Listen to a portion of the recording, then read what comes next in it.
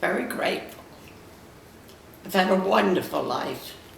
I've been lucky, I've been blessed, I've survived, and I guess that's what's affected me. I've become more sensitive to things. I see things more clearly. I see people more clearly.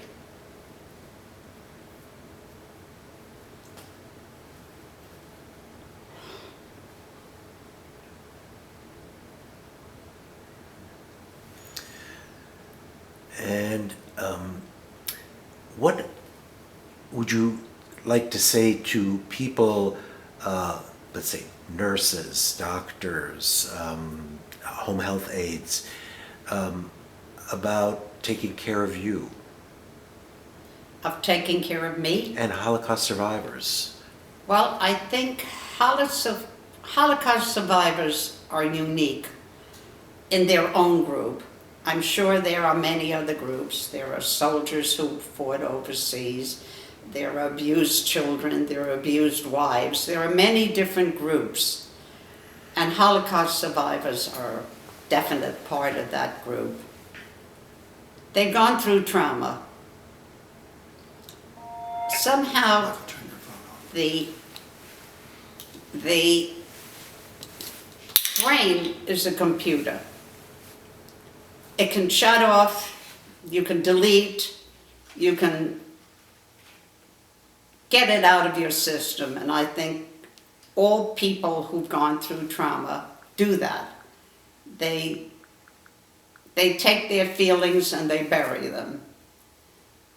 But there are certain triggers that make a memory pop up, and that memory can destroy you if you allow it. I think there has to be a tremendous understanding for those people, Holocaust survivors as part of, who've gone through this type of trauma, and they may react in a peculiar way that certain people may not understand because they don't know them.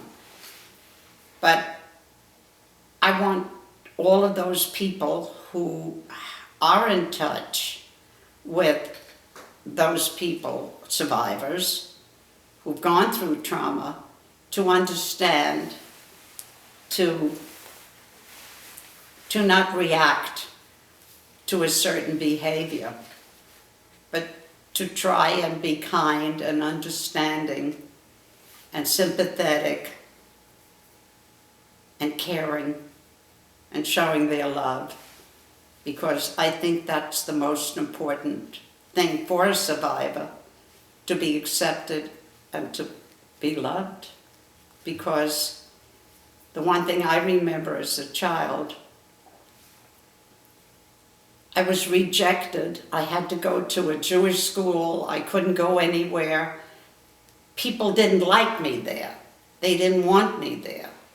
And I came to America as a German Jew, and I had the same rejection. I talked funny. My mother had me wearing braids and high shoes, and they laughed at me, and they made poke fun of me. And all of that left an impression. And to those people who have anything to do with survivors, caretakers, doctors, nurses, to try and understand their peculiarities, were really very nice. Great. And what are some of the triggers, or your triggers? Fear, the unknown, to this day. I'm going to be 93, June 11. What's in store?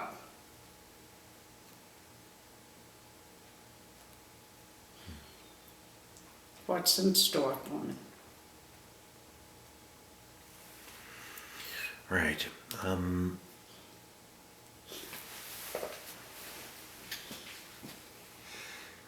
husband? Huh? Another husband? Do I I want? said, you want another husband? Sure. Sure, let's do it. But that's small. Oh, I didn't mean to get so morbid. No, it was Oh my beautiful. God. No, it was great. It was Woo. great. So how did you get, just a personal question, how did you get, your father put his stuff in storage as you all left and went on the run? This is amazing. I gotta hear this, because This we is collect. something for this too. About the painting. About the The paint. painting, we came over, well, when we left, one of my father's salesmen became a Nazi. And his wife was my nanny. And even though he was a Nazi, he was still our friend. And unbeknownst to me, he was the one that made arrangements to get all of our furniture, all of our belongings, our dishes, our silver, our, you name it, paintings, all crated, because when we were in America for about 6 months, that furniture came. And not only that, I remember my father had a clothing brush that was hollow, and it was opened, and he had pieces of gold. They smuggled stuff over. You know, I talked about things today that I never talked about before. What'd you do to me? So your father was a tailor, he made suits, that's beautiful. Well, you had a store. Evelyn, what made you reach out at a certain point in your life to say, especially because you didn't really consider yourself a Holocaust survivor, what made you reach out to the Holocaust program? You. You didn't know me then. Well, what happened is my husband died, and then a year later, I met somebody. I was very young. Hold on 1 second. Yeah, I think so. Something went out. Yeah. And, Wait, I think we. Hang on 1 second. Hold on 1 second. Gotta grab a battery. Yeah, there's a battery. Yep. oh. You're not filming this. Yeah, everything's been filmed. We're only gonna use a couple minutes, but the painting was so interesting. Yeah. This is what you see in a Holocaust survivor. Trigger. Yeah. One question, Remind the stuff you haven't. one thing, and whoop, it comes like a movie. It's I there. wish you could say that again when we're filming. No, Yeah. go ahead. What was that again? Wait. Is he filming? Are we Yeah, filming? he's Oh, going. yeah. Yeah. Okay. There we go. All right. You can say that again. When a Holocaust survivor is questioned about a certain thing, that becomes a trigger. And it's like a movie that just opens up and all the memories come flooding out, good, bad, and indifferent. And sometimes we can't help ourselves. And hopefully those who see us won't look at us as peculiar, but understand the suffering that we have gone through. That's great. Beautiful. That was great. And I think. But I wanted to tell you how I met Eva. I met this gentleman, and he dies. And I really never had enough time to mourn my own husband. This was a year later.